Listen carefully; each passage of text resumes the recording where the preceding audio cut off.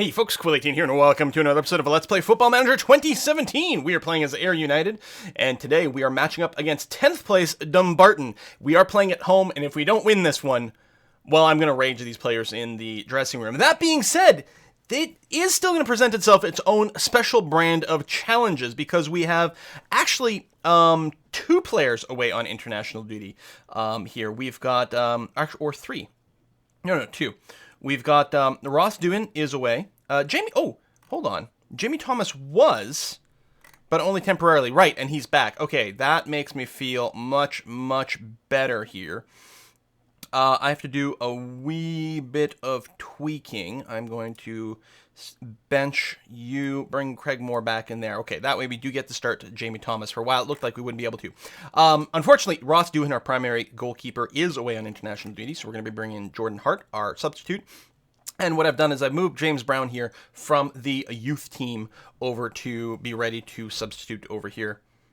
Youth contract, yeah. We will be able to play him in this game as a substitute, but other than that, yeah. So Daryl McGatt, one of our great central defenders, is suspended. Robbie Crawford, one of our great midfielders, is also currently suspended. Ross Doherty is still nursing the last of his injuries, so we are not going to bring him in. He's also severely lacking in match sharpness. He hasn't played in ages, unfortunately, so that is certainly going to hurt a little bit. I'm going to move Craig Moore this way. I like to have my my substitute organized basically by sort of like frontness and backness, and you can see at a glance that we're a little bit heavy on the defenders, although Jamie Adams is not truly, he tends to sub in as a midfielder, or I suppose defensive midfielder to be fine. That's the thing, I could move him right back to defensive midfielder too in the future, which is something to consider. But we don't really have, Brian Gilmore, actually. He can play in a surprising number of different areas. He's lacking in sharpness, unfortunately, but he might be someone we want to bring in as a substitute instead of someone else. But no, I don't know. I think we're going to go ahead with this. I did move to a control mentality because we're going to be playing a little bit more aggressively, and we're going to hope that this works out. Cross our fingers. Really do need probably one more win. Ross has failed the fitness test. Right, so he is still aside. That's fine. If we do look at the competitions here, we got a message that the Hibs and Falkirk here are guaranteed a playoff spot regardless. Mathematically, they cannot not be in the playoffs. I mean, they're not. I don't think they're 100% guaranteed to come, first and second. They could drop lower down, although that seems pretty unlikely. But no matter what, they will be in the playoffs. And meanwhile, we still have 7 games to go, and if we got ourselves a win, we might get there. It looks like in the past we have drawn twice against Dumbarton and won once. I would like to improve that record, certainly. Let's see what we can. Peter Murphy, wow, that is some lack of sharpness. Same thing with Nicky Devlin here. But, I could just start Tony Ralston instead. But with Peter Murphy, especially, there's, not a ton of good options. Hell, Tony might be another possible substitute there, or Grant, who's got a bit more sharpness, but no, I think we're going to go ahead with this. So we'll get the warning. We're going to do that. And James Brown does need a number. Welcome to the squad, number 32. Going to go ahead and submit that and see how it goes. Luckily, we are playing at home. We are missing key players, missing some sharpness. We are the favorites by a fair bit. So let's hope that that actually proves itself on the pitch. Ryan Stevenson, who actually is, if I recall correctly, quite a good player, is currently injured. So I think in the past we have actually marked or closed him down a bit more. Got another Crawford over there, which is going to be a bit confusing. No, I don't want to mark you. I want to close you down instead. So that will hopefully be some more assistance towards us. I'm going to be very assertive about this. We're the favorites here. Go out there and impress me. Kick some ass. I've got faith in you and you over here. All right. Let's see what we can do. So we are in our proper white and black stripes over here, the classic Honest Men colors. Oh, one of the things I meant to mention actually last game is apparently Ayr United are going to have to change their symbol. Their crest has come afoul of some laws about heraldry and things like this, because their crest is in the shape of a shield, and I think also includes sort of a scroll. Go Thomas! Yes! Beautiful setup. Beautiful setup. This is the sort of thing, 3 minutes in, we should crush these guys. We should dominate these people, and the fact that we haven't in the past, well, it's probably mostly my fault from some missed tactics and things, but look at this. Thomas is just sitting in the perfect location here, just maybe on the offside marker for a while there, but brilliantly executed from start to finish. Really happy about that. So yeah, so they're going to have to change their logo. because certain things in the UK, oh, that's not happy making at all. All right, Hart does deflect it wide, which is good, and it didn't look like a really solid shot in the first place. Although corners are always terrifying. Also, I just realized okay, good. As I say, because we have a fairly changed composition, are we going to have to worry about our set piece takers? But no, it looks like we have the correct ones in there. Let's get that. That's not out of there. Oh, goal kick. Okay, so actually they got their head on it, but missed. Ooh, that's actually quite scary. Because if that had been lower, that might have been a good goal. Tiny little Alan Forrest fails to win the headers there. Not a surprise, but his speed is going to be great here. There is actually a target for him in front of the goal. Thomas doesn't quite get it there, but Forrest gets it back in front, and we actually continue to have the action in front of the goal. Actually, a beautiful shot attempt by McGuffey there. I've got to say, give him credit for that. I would not critique him for that whatsoever. So we do seem to be fairly dominant. I don't think I'm going to tell people to walk into the box. Oh my god. Another freaking yellow card. I actually didn't check to see what this referee was in terms of how frequently he signs yellow cards. Hopefully we don't end up with a bunch more. I don't remember if Andy is on a yellow card warning. I don't think so, because I think he just served his suspension for hitting 6 yellow cards. So I think he is currently safe. Although Andy Gagan is likely to draw a lot more yellows because he is playing ball-winning midfielders, and one of the instructions for that is shoot harder. We haven't had that many shots. We've only had 3 shots game. I'm not going to go and change our directions yet. Plus, we are still currently ahead, so that's good. Go wide to Nicky, who moves it up to Forrest, who's going to be a bit pinned in, so he's got to send it back to Nicky. Gets it into the middle. Sean McCurdy gets it to Harkins. He can't really move it, though, so he's going to have to go back to Sean McCurdy, who I'm surprised doesn't decide to dribble a little bit more left. Thomas to Harkins. Harkins with a long shot. Does go wide. Let's go ahead. We might just make work ball into box one of our more consistent directions. Because while we are facing weaker goaltenders, right, we are also not a strong team in terms of raw finishing skill and raw long shot skill. It's just a reality of the league. And so I think it's actually fairly reasonable if we just assume we're always going to want to try to work the ball into box instead. Thomas is quite far forward, but he's going to be a bit pinned in. Beautiful backwards pass to Sean McCurdy, McCurdy, yes. Gets it, through pass to Thomas, who decides on a long shot over there that was on target. Now, the work ball into box instruction hadn't kicked in yet. It actually still hasn't kicked in. There it goes now. I mean, I don't worry about the long shots. Some of those do go in, and sometimes you can't move it any further forward, and to force it just means you're going to lose the ball in an inconvenient location. So Thomas is actually forced quite back. Remember, that's our striker there, and he's actually like almost at the back line of defenders. Actually, literally was the back line of defenders. There we go. He's made his way forward now. Although the opposition is on the offense, and Todd does get the ball without an offside, but sends it wide. Thank goodness for that. That was actually incredibly dangerous. I'm pouring myself a little bit more coffee here, so hopefully I don't miss any action. Oh, offside by our players. That's unfortunate. You know, the deep red in the message box down below for Dumbarton here keeps making me think that the umpire or referee is issuing red cards, because it looks like such a devastating warning. Harkins moves it forward nicely to Thomas, but Thomas isn't actually able to get there. Dumbarton just clear the ball to the other side, and that's going to reset our offense. We've got probably 4 or 5 minutes left in this half. 1 yellow card assigned to Air. We are out shooting them 2-1. One of those having gone in as well. Thomas needs to get rid of the ball here. He's going to lose it one way or another. Actually, does sign it backwards despite the slide tackle. Then he's clear, gets it over to Forrest. Forrest gets it back to Thomas, who's going to be forced to take a long shot. Really not a lot of options there. I got to say, McGuffey was coming in on the flank. There may have been a possibility for a one-timer there. It's a little unfortunate that that didn't go through, but there he is. Harkins is able to move it right up to Forrest, who is forced to stop at the chest. Harkins sent it a little too high there and caused us to lose a bit of time. We've still got the offense. McGuffey going to soar forward with the ball. It does go wide. I mean, there was someone right on him, so it was going to be hard for him to make a good shot under that pressure. Would have been nice to see that be a little bit better. But one of the things we got to remember with Craig McGuffey here is that he is still... oh, there's a second yellow card for us. He is still very much learning. I think I'm going to maintain the control mentality, especially early on here. What I'm looking for more than anything is a second goal. I'm less worried about giving up a goal and much more interested in gaining a second goal for the safety. And that point, we might start to slow things down. I'm going to be passionate about it. Happy with form so far. Keep it up. Oh, excellent. Okay. Sometimes this is the wrong thing. People become complacent or get confused about something like that. But overall, I mean, we are ahead. Looks like Alan Forrest continues to have kind of a rough time.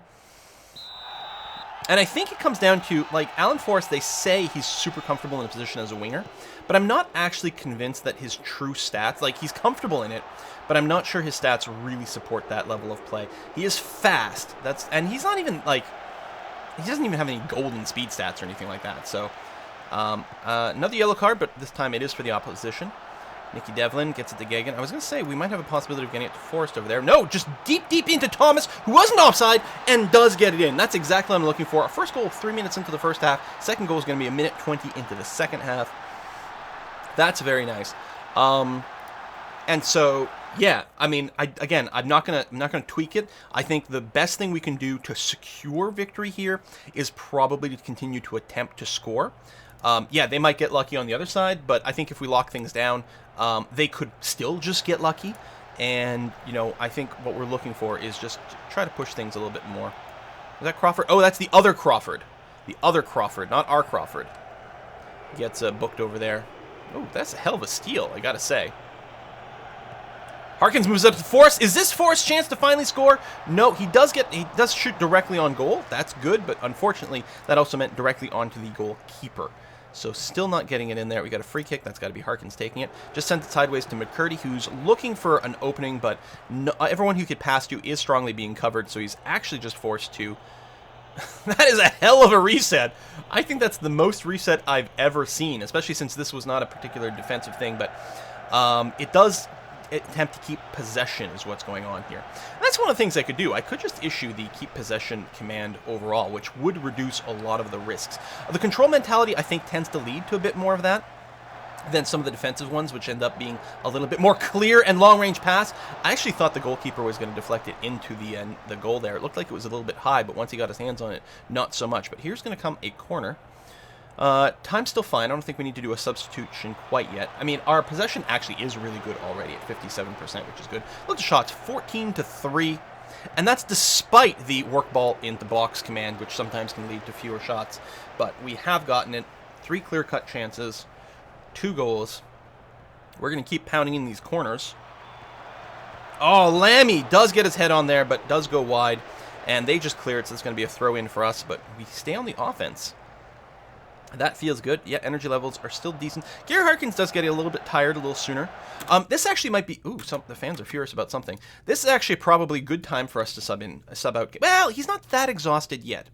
But we probably will sub him in, maybe at the 70-minute mark. And we'll probably do the thing where whoever we sub him with will pull him back. Nicky getting a yellow card, and he... Yeah, it does face a ban. I was going to say he was on a yellow warning. So Nicky will get banned relatively soon. But I think I'm okay with this timing. In fact...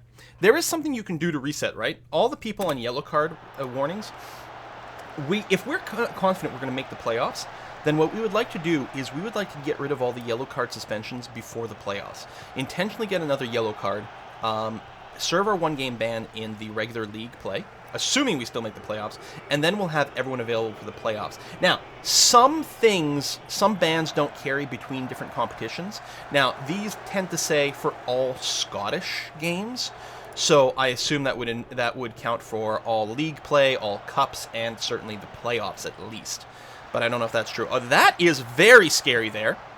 Oh, Hart gets a hand on it and deflects it. I gotta say, is it Jordan Hart here? I think it's Jordan Hart. He has been playing extremely well this match and maybe deserving a few more starts than we are giving him. Especially since he's actually a player that I own as opposed to just a loaner. Foul there. Oh, there was a handball by the opposition. Giving us a goal kick, and once again, we are on the offense. So we are at the 70-minute mark, and yeah, I'm going to go ahead and do that. Gary Harkins has been playing just fine. I mean, not exceptionally, but fine, and he's not totally tired, but I think it actually will be quite nice for us. We're going to go and sub in Paul Kearney, who's actually very well suited to this. I'm actually wondering, rather than pull him back, oh, right, we can't, there's no defensive role over here. Maybe we'll still pull him back over to here.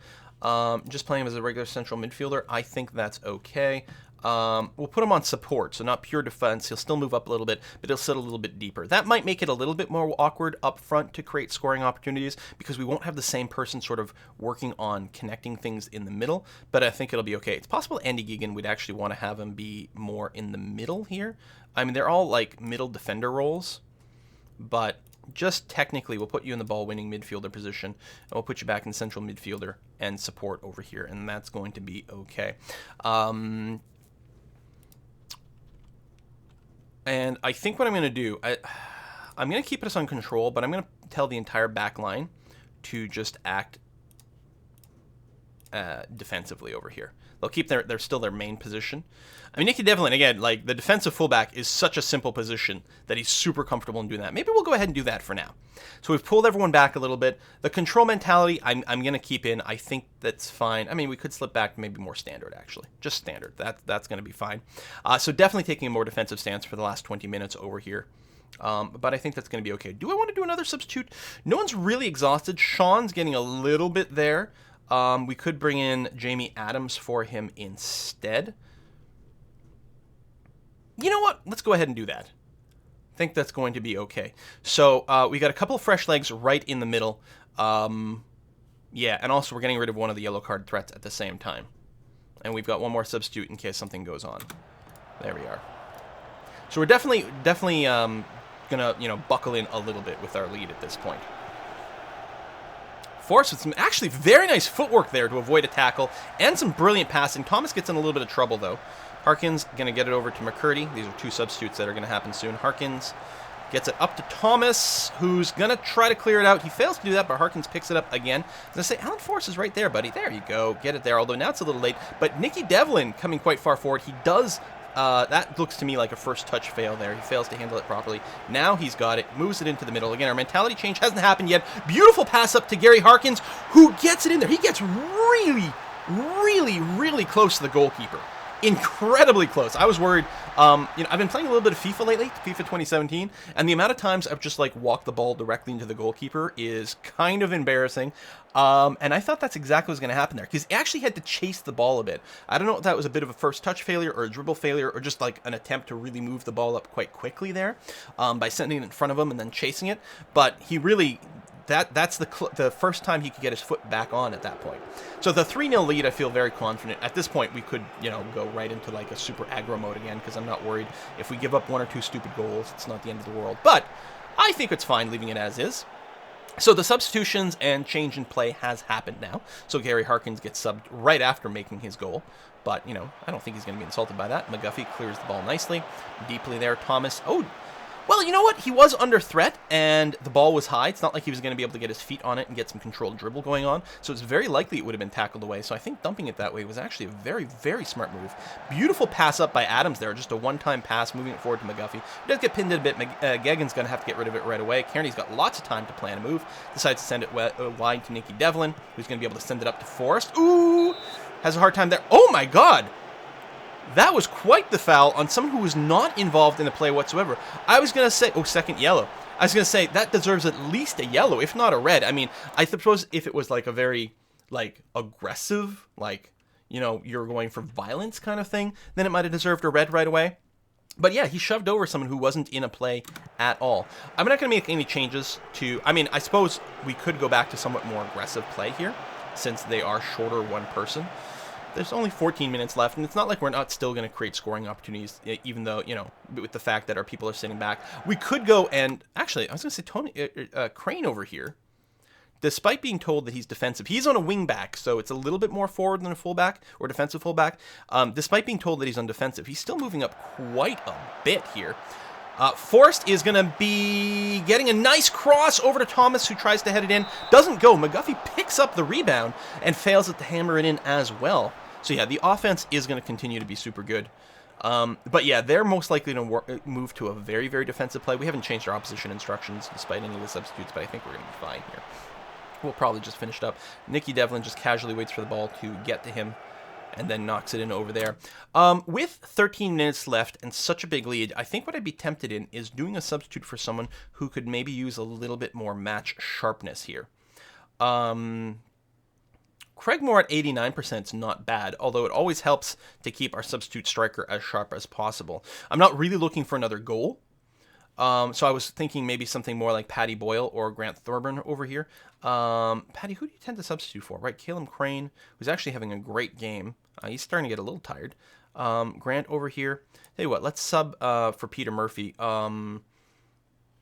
Yeah, because if anyone's going to make a mistake, it might be you with the lower sharpness. So I think that's going to be fine. So let's bring in Grant over here. That's going to be good and lovely. And there we go. I mean, if it wasn't so crazy, like you never see a goalkeeper substitute, it would almost make sense to bring in the youngster as a goalkeeper. Because, I mean, at this point, it's hard to believe he could lose us the game. And that would really get him some experience in the bigger leagues here. Grant Thorburn keeps it in. Yegan gets it wide over to McGuffey, who's getting pinned in pretty good, but he's got lots of passing opportunities. I mean, if 3 people get sent to the person with the ball, that means that you have other people who are wide open. Thomas decides to take a long shot over there, which I'm not convinced was the best way to go.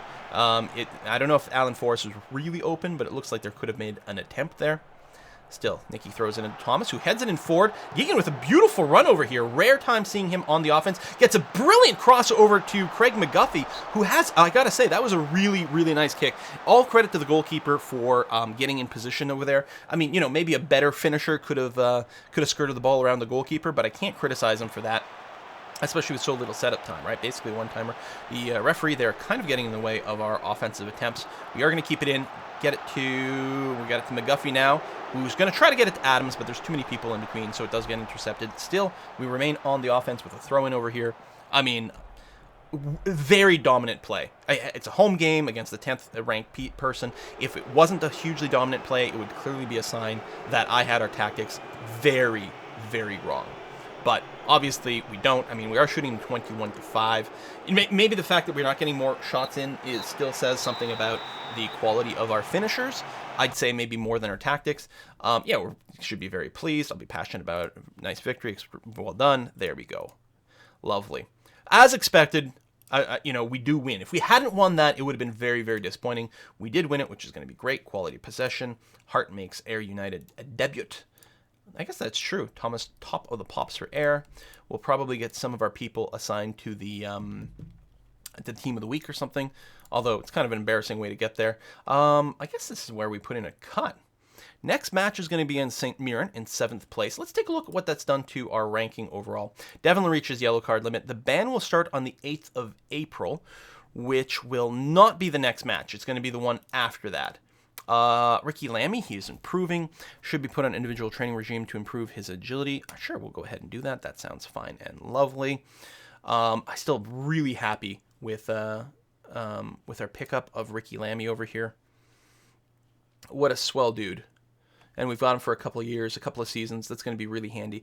What was I going to check? Oh, yes, the competition standings. So there we go. Okay, at this point, we've got 6 games left to play. Okay? Which actually, I mean, could mean up to 18 more points, right? So we are not mathematically free and clear. Absolutely not. Again, we're not really worried about Wraith. It's Morton that we're interested in over here. Same amount of games. So in theory, if they won every single game, they can end up at 55 points, right? So they have, because I'm right? We've got 6 games left to play, 3 games per. That's 18. Math is never math on screen. But yeah, 45, 55 points is they could technically end up with. And everyone else is slightly lower. So 55 is the magic number. If we can get above 55, it'll be mathematically impossible for anyone else to reach us. And that just means 6 more points. Well, they'll draw, at which point the goal differential comes into play. So if we win twice more in 6 games, it is... if I've got it right, it is mathematically impossible for us to not end up in the playoffs.